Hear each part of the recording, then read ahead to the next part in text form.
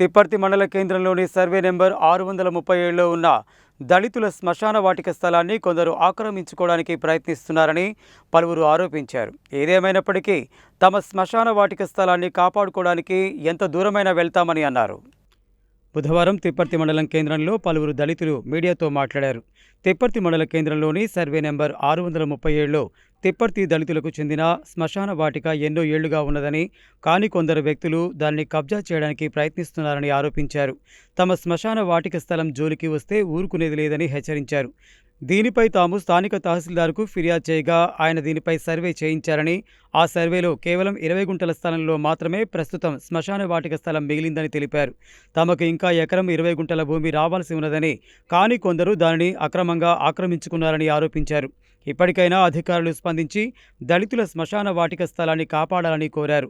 స్థానిక అధికారులు స్పందించకపోతే జిల్లా కలెక్టర్ వద్దకు వెళ్తామని తెలిపారు.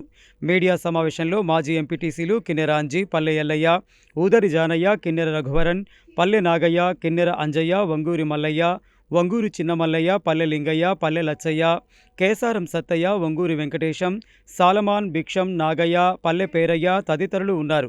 కాగా ఈ విషయంపై స్థానిక తహసీల్దార్ రామకృష్ణ వివరణ కోరగా విచారణ నిమిత్తం ప్రతివాదులకు నోటీసులు జారీ చేశామని, వారు విచారణకు హాజరైన అనంతరం అన్ని విషయాలను పరిశీలించి పూర్తి వివరాలను వెల్లడిస్తామని తెలిపారు.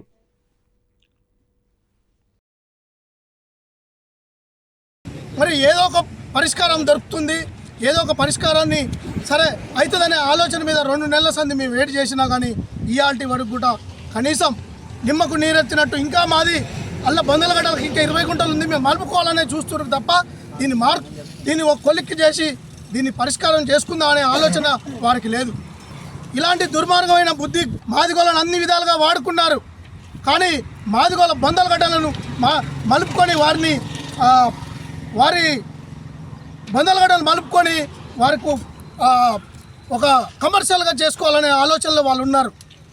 కానీ ఇంత దుర్మార్గమైన వ్యవహారం ఉంది కాబట్టి గతంలో మాదిగో బందలగడ్డని మలుపుకోవాలని చూస్తున్నారు. కాబట్టి మేము ఎంఆర్ఓ గారికి ఇస్తే ఎంఆర్ఓ గారు ఆ జిల్లా బాడీ సర్వేరాన్ని పిలిచి మొత్తం కూడా కొలిపేయడం జరిగింది. ఈ బందలగడ్డలు ఇప్పుడు కొలిస్తారు 20 గుంటల భూమే ఉంది.